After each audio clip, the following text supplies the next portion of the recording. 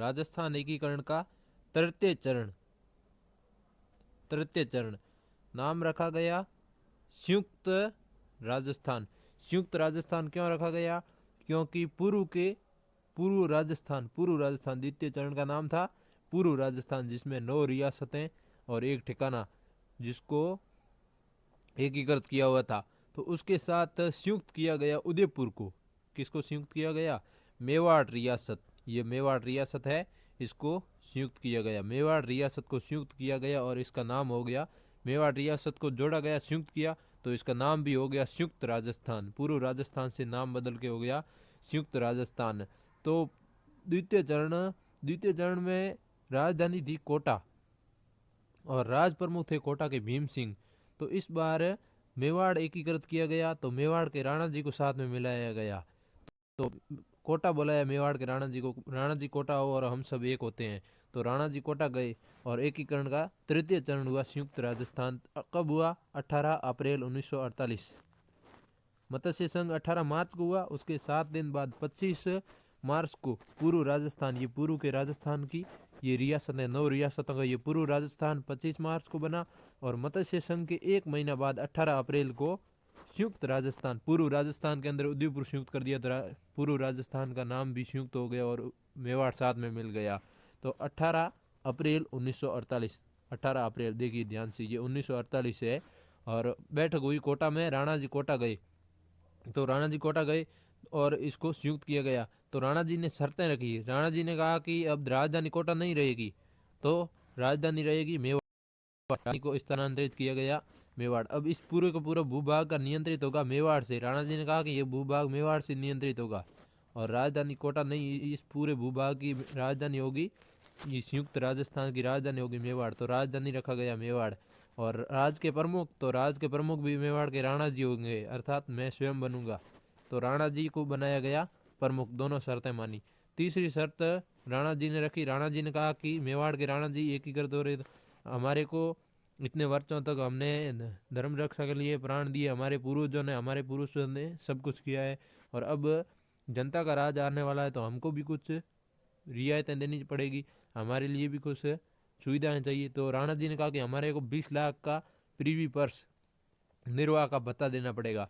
तो इनका निर्वाह भत्ता स्वीकार किया सरकार के द्वारा सरदार पटेल ने, और इन्होंने कहा कि हाँ भाई, इनको राणा जी को निर्वाह भत्ता देंगे 20 लाख वार्षिक प्रीवी पर्स। तो फिर बाकी रजवाड़ा ने भी कहा हमको भी दो, तो उनके लिए भी अलग अलग तय हुआ। तो राणा जी ने 20 लाख निर्वाह भत्ता तय हुआ वार्षिक प्रीवी पर्स। और अब बैठक कहाँ हुई इनकी कि अब संयुक्त राजस्थान करेंगे, उदयपुर को भी साथ में, मेवाड़ को भी। तो राणा जी कोटा आए गए 18 अप्रैल 1948 को तृतीय चरण उद्घाटन करने की बात आती है। नेहरू जी आए, सरदार पटेल और राणा जी के साथ में आपस में। राणा जी को देश प्रेम उबारा सरदार पटेल ने, तो राणा जी ने देश के लिए एकीकरण होने के लिए हामी भर दी, और उद्घाटन करने के लिए नेहरू जी आए। उद्घाटनकर्ता कौन थे? उद्घाटनकर्ता थे जवाहरलाल नेहरू। राजधानी, तो राजधानी मेवाड़ उदयपुर रखा गया। और प्रधानमंत्री माणक्यलाल वर्मा। माणक्यलाल वर्मा कौन थे? तो माणक्यलाल, ये छोटी सी रियासत है शाहपुरा। शाहपुरा पूरा का पूरा भीलवाड़ा नहीं था, भीलवाड़ा तो बहुत बड़ा था। तो भीलवाड़ा के बिजोलिया के थे ये माणक्यलाल जी वर्मा। तो माणक्यलाल जी वर्मा को बनाया गया प्रधानमंत्री, मंत्रियों में प्रधान। जैसे राज करते हैं तो उनके लिए मंत्री होता था, राजा महाराजा भी राज करते थे, उनके लिए भी एक मंत्री होता था, मंत्रियों में प्रधान। और राजा बीच में बैठ के उनके सामने आगे बैठ के सलाह मशविरा करते और योजनाएं बनाते। तो प्रधानमंत्री एक मंत्री होगा इस राज्य का, यहाँ से कोटा से, यहाँ से मेवाड़ से नियंत्रित होगा। तो मंत्री माणक्यलाल जी वर्मा क्यों बनाया? क्योंकि माणक्यलाल जी वर्मा प्रजामंडल आंदोलन चलाते थे। जब पूर्व राजस्थान एकीकृत किया गया तो मेवाड़ को साथ में मिलाना था, लेकिन राणा जी ने उसमें मिलाने को मना कर दिया। तो इन माणक्यलाल जी वर्मा मेवाड़ प्रजामंडल आंदोलन चलाते थे। तो प्रजा का राज होगा और प्रजा कहेगी वैसा करेंगे, और अब प्रजा का राज आएगा। तो ऐसा ये आंदोलन, प्रजामंडल आंदोलन उस समय कोई कम नहीं थे, बहुत बड़े खतरे के खेल थे। तो माणक्यलाल जी वर्मा, माणकेलाल जी वर्मा प्रजामंडल, और एक आंदोलन चला था विश्व में बहुत लंबे समय तक, बिजोलिया किसान आंदोलन किसानों का। तो इस आंदोलन का भी माणकेलाल जी ने नेतृत्व किया था, इसलिए माणकेलाल जी को मंत्रियों में प्रधान, जिस प्रकार विक्रमादित्य के 9 मंत्री, प्रधानमंत्री 9 रत्न और मंत्री थे, वैसे ही ये उसी ढंग के ये राज होगा और उसी ढंग का ये मंत्रियों में प्रधान माणकेलाल जी वर्मा होंगे। तो माणकेलाल जी वर्मा इस क्षेत्र के प्रधानमंत्री होंगे। ये देखिए माणकेलाल जी वर्मा है, और ये है पंडित जवाहरलाल नेहरू, उद्घाटन करने के लिए आए थे नेहरू जी। तो इस भूभाग को एकीकृत किया 18 अप्रैल 1948। तो अब देखिए 9+1, ये 9+1 क्या है, ये है पूर्व राजस्थान द्वितीय चरण में एकीकरण हुआ था। 9+1, एक तो ये राजघराना अर्थात ठिकाना और 9 रियासतें द्वितीय चरण में एकीकृत हुई थी। अब +1 जोड़ा एक को, तो ये है मेवाड़ रियासत जुड़ गई एक। तो अब हो गए 10 और 1 ठिकाना, तो 10 रियासतें और 1 ठिकाना किसमें एकीकृत हुए हैं, 10 रियासतें और 1 ठिकाना। तो 10 रियासतें और 1 ठिकाना तृतीय चरण संयुक्त राजस्थान के अंदर एकीकृत हुए हैं।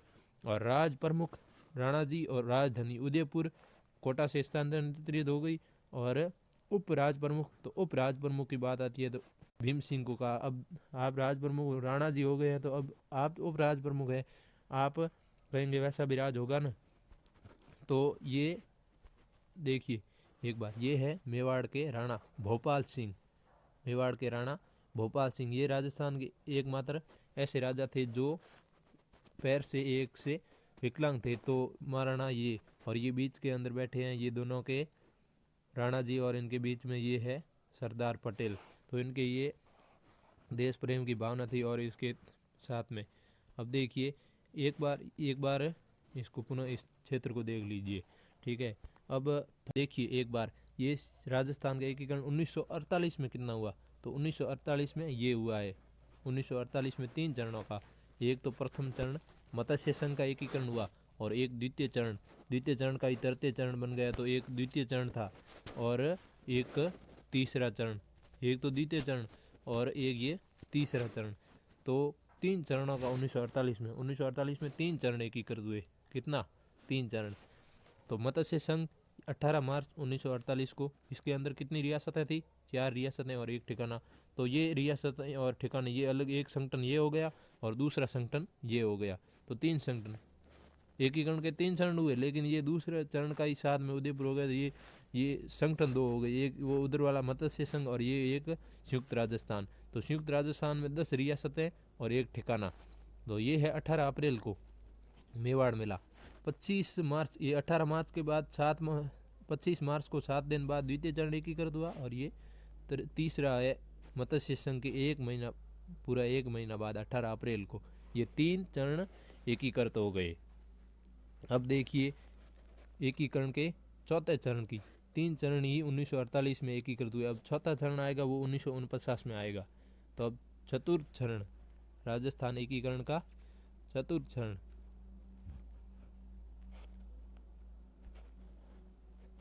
ये देखिए राजस्थान एकीकरण का चतुर्थ चरण।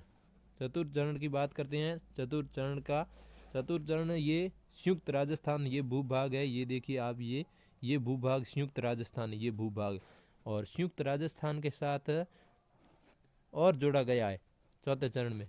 तो चौथे चरण के अंतर्गत ये मारवाड़ रियासत जोड़ी गई, मारवाड़ बोलो या जोधपुर, एक ये जैसलमेर रियासत जोड़ी गई, और ये जूनागढ़ बीकानेर रियासत जोड़ी गई, और जयपुर या ये कछुआओं की जयपुर बहुत बड़ी रियासत। तो ये 4 रियासत है। ये नहीं राजस्थान, जो आज राजस्थान देख रहे हैं, इसका 76% भूभाग है ये एक अनुमानित। तो ये 76% भूभाग किसके साथ? संयुक्त राजस्थान के साथ जोड़ दिया। तो ये तो बहुत बड़ा भूभाग है। तो राजस्थान ये चौथा चरण हो रहा है और बहुत बड़ा भूभाग है, वृहत हो गया राजस्थान संयुक्त के साथ। पहले तो मत्स्य था, वो अपने आप में अलग है। पूर्व राजस्थान ये हुआ 9 रियासतें और 1 ठिकाना, और तीसरे चरण में मेवाड़ संयुक्त किया तो इसका नाम हो गया पूर्व राजस्थान से संयुक्त राजस्थान। अब ये तीनों 1948 में हुए। अब ये है 1949। तो 49 में ये 30 मार्च के दिन, और इस दिन राजस्थान दिवस भी मनाया जाता है। तो इस दिन ये 4 रियासतें, बहुत बड़ा भूभाग, वृहत राजस्थान, तो इन संयुक्त राजस्थान के साथ जोड़ा गया, तो नाम हो गया वृहत राजस्थान। अब इस बार उद्घाटन करने स्वयं सरदार पटेल स्वयं आए। उद्घाटन करने कौन आया? सरदार पटेल स्वयं आए। उद्घाटन कहाँ हुआ? उद्घाटन हुआ जयपुर आमेर में। जयपुर में बैठ के इनको जैसलमेर के राजा, मारवाड़ के भी हनुमंत सिंह को और इन जैसे जूनागढ़ के सबको बुलाया कि आओ भाई जयपुर आप एक करें आपको। तो इनको जयपुर बुलाया और राजधानी रखा गया जयपुर।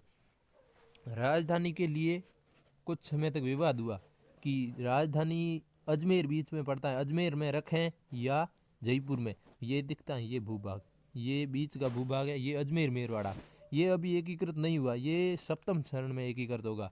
तो ये अभी तक बीच में इसके अंतर्गत प्रधानमंत्री थे एक, जैसे मत्स्य संघ में थे, पूर्व राजस्थान में बनाए गए गोकुल आशावाद जी को उसी पर और माणके लाल जी को तरते चरण में। इसी प्रकार इस बीच के भूभाग अजमेर मेरवाड़ा में हरिभाऊ उपाध्याय प्रधानमंत्री थे।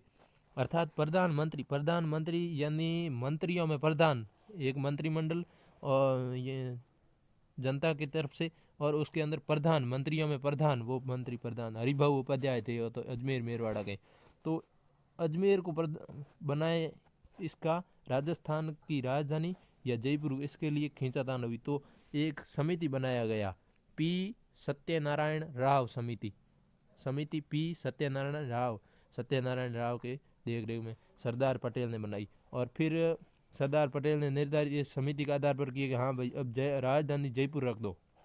हालांकि 1957, 58, 1960, 61 तक खींचातान चलती रही कि राजधानी को जयपुर से अजमेर स्थानांतरित करें या नहीं, अब जयपुर ही रही राजधानी। तो उद्घाटन कहाँ हुआ? उद्घाटन हुआ जयपुर के आमेर दुर्ग में। कब हुआ? 30 मार्च। इस दिन तो राजस्थान दिवस भी मनाया जाता है और बहुत बड़ा वृहत क्षेत्र राजस्थान में एकीकृत हो गया, नाम भी वृहत राजस्थान हो गया, राजधानी जयपुर। प्रधानमंत्री, तो प्रधानमंत्री की बात आती है तो हीरालाल जी शास्त्री, किसको प्रधानमंत्री बनाया? हीरालाल जी शास्त्री। हीरालाल जी शास्त्री कौन थे? हीरालाल जी शास्त्री जयपुर प्रजामंडल के नेता थे। जयपुर प्रजामंडल के नेता थे। जयपुर के अंदर प्रजा का राज के लिए लोगों का नेतृत्व करते कि प्रजा राज करेगी, हम अपन लोग राज करें, ये राजा महाराजा नहीं, लोग कहें वैसा राज हो। तो जयपुर प्रजामंडल के नेता थे। वनस्थली विद्यापीठ की इन्होंने स्थापना की हीरालाल जी शास्त्री ने। बाद में हीरालाल जी शास्त्री ने इनको राजनीति में दरकिनार किया और इन्होंने फिर राजनीति से संन्यास ले लिया। और ये वनस्थली विद्यापीठ टोंक जिला, ये टोंक रियासत तो उस समय वर्तमान टोंक जिला इसका 1/3 थी ये मुस्लिम रियासत। इसमें ये कुशलगढ़ ठिकाना भी मिलाया गया और ये तो इसको ये बड़ी है। तो निवाई टोंक के अंतर्गत इन्होंने वनस्थली विद्यापीठ की स्थापना की। ये महिला शिक्षा के लिए बहुत बड़ी संस्था है वनस्थली विद्यापीठ, हीरालाल जी शास्त्री के द्वारा स्थापित। और इनकी पत्नी थी रतन शास्त्री, हीरालाल जी की पत्नी थी रतन शास्त्री, वो इसकी संचालिका थी। इनको पद्म भूषण और वे सम्मान मिले हुए हैं वो थी। और ये हीरालाल जी शास्त्री। बात करते हैं मान सिंह द्वितीय, ये राज के प्रमुख। अब ये एकीकृत किया, राजधानी अब तो हो गई जयपुर की, राज तो यहाँ से चलेगा पूरा का पूरा। तो राज प्रमुख सब राजाओं को खुश रखना पड़ता है। तो राज प्रमुख बनाया गया जयपुर के मान सिंह द्वितीय को राज का प्रमुख बनाया गया। तो राज का प्रमुख बनाया मान सिंह द्वितीय को। मान सिंह द्वितीय का कद भी छोटा, क्योंकि अंग्रेज सलामी देते थे 19 तोपों की। तो राजस्थान में केवल मेवाड़ को और मारवाड़ को, जूनागढ़ को, जयपुर को और जैसलमेर, इनको तो 17 तोपों की सलामी देते थे। तो मेवाड़ को 19 तोपों की। तो मेवाड़ के राणा जी तो शौर्य में भी बड़े। तो राणा जी नाराज हो जाएंगे। तो राणा जी को कहा, राणा जी ये तो राज के प्रमुख है, ये कहेंगे वैसा होगा, लेकिन आप तो महाराज प्रमुख है, आप कहेंगे वैसा तो होगा ही होगा। तो मेवाड़ के राणा जी भूपाल सिंह को बनाया गया महाराज प्रमुख। और कोटा के थे भीम सिंह, इनको बनाया गया गौण राज प्रमुख। गौण मतलब छोटा सा, सबको राजी रखा। तो जयपुर के मान सिंह द्वितीय, इनको बनाया गया राज प्रमुख। और महाराज प्रमुख बनाया गया भोपाल सिंह उदयपुर को। गौण तो ये भीम सिंह थे कोटा वाले, इनको बनाया गया गौण राज प्रमुख। अब देखिए ये एकीकरण का चरण हुआ। तृतीय चरण के अंतर्गत थी 10 रियासतें और 1 ठिकाना। द्वितीय चरण में 9 रियासतें और 1 ठिकाना था। तृतीय चरण संयुक्त हुआ उदयपुर तो 10 रियासतें और एक ठिकाना हो गया। अब इसके साथ 30 मार्च को क्या जुड़ा, 30 मार्च को 4 रियासतें और जुड़ी, एक ठिकाना लावा। लावा ये टोंक में मिला दिया गया, ये जयपुर में था। तो 4 रियासतें और एक ठिकाना और जुड़ गया, तो रियासतें हो गई कुल वृहत राजस्थान में 14 और ठिकाने हो गए 2। कौन सा, एक तो लावा और एक ये कुशलगढ़, नीमराना नहीं कुशलगढ़। तो ये हो गया 2 ठिकाने और 14 रियासतें वृहत राजस्थान में एकीकृत हो गई, और 4 रियासतें और एक ठिकाना वो उधर मत्स्य संघ में एकीकृत पड़ा है, वो अलग पड़ा है। तो अब 18 रियासतें, हालांकि ये 14 रियासतें और 2 ठिकाने इधर हो गए एकीकृत और वो उधर हो गए। तो एक बार आप देखिए, ये है हीरालाल जी शास्त्री। हीरालाल जी शास्त्री ये इनको प्रधानमंत्री बनाया गया। हीरालाल जी शास्त्री जी को वनस्थली विद्यापीठ के संस्थापक थे। प्रजामंडल की नेतृत्व करता थे, ये जयपुर का प्रजामंडल नेतृत्व। आप एक जय नारायण जी व्यास को भी देखिए। जय नारायण जी व्यास ये मारवाड़ प्रजामंडल के नेता थे। मारवाड़ प्रजामंडल के नेता, अक्कड़ भुलक्कड़ ऐसे इनकी उपमा दी जाती है। जनता के पुरोधा जय नारायण व्यास, ये जनता के पुरोधा। और ये है सरदार पटेल, इन्होंने एकीकृत किया, उद्घाटन किया संघ का आकर की। राजा महाराजाओं हो जाओ एक सब। अब देखिए इन 4 राजा कौन थे, तो ये देखिए जोधपुर के हनुमंत सिंह, ये हनुमंत सिंह का एकीकरण में बड़ा कठिनाई से एक किया गया हनुमंत सिंह को। हनुमंत सिंह को अनूत सिंह भी बोला जाता है, अनूत सिंह या हनुमंत सिंह। 1952 में इनका देवलोक हो गया। और ये हनुमंत सिंह एकीकरण किया गया तो हनुमंत सिंह ने कहा हम तो भारत में मिलेंगे नहीं। जिन्ना ने क्या किया, जिन्ना बहुत बड़ा एक षड्यंत्र चालबाज था। तो जिन्ना ने एक साफ कागज दिया अनूत सिंह को कहा, लो अनूत सिंह जी ये साफ कागज, आपकी क्या इच्छा है इस कागज पे लिख दो और वो पूरी की पूरी हमारी तरफ से आपके मान्य। तो हनुमंत सिंह उसके बहकावे में आ गए और हनुमंत सिंह ने अपनी शर्तें, क्या पता उसको क्या लिख कर दिया। तो हनुमंत सिंह ने कहा हम तो भारत में मिलेंगे ही नहीं। और मेवाड़ के राणा जी को कहा आप भी मत मिलना, हम अपन राज करेंगे अपना, और नहीं तो भारत में रह दिए यहाँ पर तो क्या होगा, अब तो जनता का राज आएगा। तो हनुमंत सिंह ने मना कर दिया। तो मेवाड़ के राणा जी ने कहा कि हमारा स्थान तो एशिया में कहाँ है, वो तो हमारे पूर्वजों ने निर्धारित कर दिया है और हम गद्दारी कभी करते ही नहीं है देश से। हमारा स्थान तो देश के लिए हमारे पूर्वजों ने निर्धारित कर दिया है, ये आपकी बात मान्य नहीं होगी। तो हनुमंत सिंह के सामंत थे, हनुमंत सिंह के राठौड़ या मारवाड़ में। तो उन सामंतों ने और अनबन हो गई आपस में भी। सामंत कहने लगे कि सैकड़ों राठौड़ मारे जाएंगे और वहाँ पर ऐसा होगा वैसा होगा, ठीक नहीं है। लेकिन हनुमंत सिंह नहीं माने। हनुमंत सिंह एक मुख्य बात ये थी कि हनुमंत सिंह ने 4 विवाह किए थे, उनमें से एक हमीदा बानो या ऐसा एक महिला थी, उससे विवाह किया था, वो मुस्लिम महिला थी, महिला से विवाह किया था। तो हनुमंत सिंह क्या है, लिबरल श्रेणी का आदमी हो गए, हनुमंत सिंह हो गए लिबरल श्रेणी के। तो हनुमंत सिंह ने कहा कि हम तो ऐसे ही रहेंगे वैसे ही रहेंगे। फिर सरदार पटेल के दबाव के कारण हनुमंत सिंह ने हार मान ली और भारत के अंदर सम्मिलित होना स्वीकार कर लिया। तो ये है हनुमंत सिंह राठौड़। और ये 1952 में इनका देहावसान हो गया, ये देवलोक हो गए, रामचरण हो गया। और उसके बाद गज सिंह इनके पुत्र बने मारवाड़ के। तो वो तो उस समय एकीकरण हो गया था। ये है जैसलमेर के ज्वार सिंह और एकीकरण के समय जैसलमेर के। और ये है शार्दुल सिंह बीकानेर के एकीकरण के समय। और स्वाई मान सिंह द्वितीय राज के प्रमुख। तोमरावाटी कांतली नदी और तट पर ये तोमर राजपूत, तोमरों का भी एक राजघराना था। राजघराना, रियासत और ठिकाना अंग्रेजों के अनुसार तो रियासत भी थी और ठिकाना, लेकिन राजस्थान रियासत मानी जाती है न ठिकाना, ये राजघराना। तो वीर विक्रम सिंह तोमरावाटी रियासत न ठिकाना, ये राजघराना। वीर विक्रम सिंह तोमरावाटी रियासत के, तोमरावाटी राजघराने के, इस राजघराने के वीर विक्रम सिंह ये राजा थे। और वंश प्रदीप सिंह ये लावा, जो जयपुर के अंदर 3 ठिकाने, उनमें से एक लावा, तो वंश प्रदीप सिंह लावा के, याद रखिए, वंश प्रदीप सिंह। अब हम थोड़ा अध्ययन कर लेते हैं।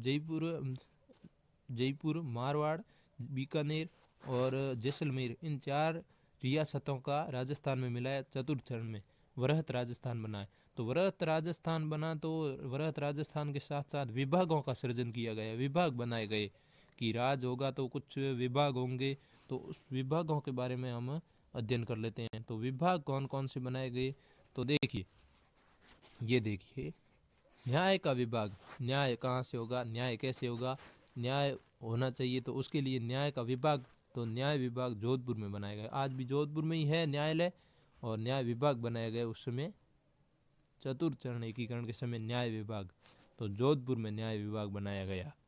वन विभाग बनाया गया कोटा में, हाड़ौती क्षेत्र में वन थोड़ा ज़्यादा है उधर, और इसलिए वन विभाग बनाया कोटा में। कृषि विभाग, कृषि एक जटाओं का कार्य, जटा शब्द का अर्थ ये है धरती को, जटा है धरती, शिव की जटा ये धरती, और उसको उकेरने वाले, धरती को जो उकेरता वो जटा, तो जटा क्षेत्र है, धरती को उकेरने वाले कृषक क्षेत्र वहाँ पर ज़्यादा है जटा लोग, तो इसलिए भरतपुर में रखा गया कृषि विभाग। हालांकि जो खेती करता है वो सब जटा है, अर्थात जटा उकेरने वाला, तो कृषि विभाग रखा गया भरतपुर में। शिक्षा विभाग बीकानेर में रखा गया। कहाँ रखा गया, बीकानेर में आज भी शिक्षा निदेशालय है बीकानेर में, तो ये चतुर्थ चरण के समय शिक्षा विभाग बनाया। और खनिज विभाग बनाया गया उदयपुर में, दक्षिणी राजस्थान में खनिज ज़्यादा है, और इसलिए इसका ये विभाग बनाया गया उदयपुर में, खनिज विभाग। अब हम अध्ययन करते हैं एकीकरण के 5वें और 6वें और 7वें चरण की, और राजस्थान के संपूर्ण एकीकरण के बारे में।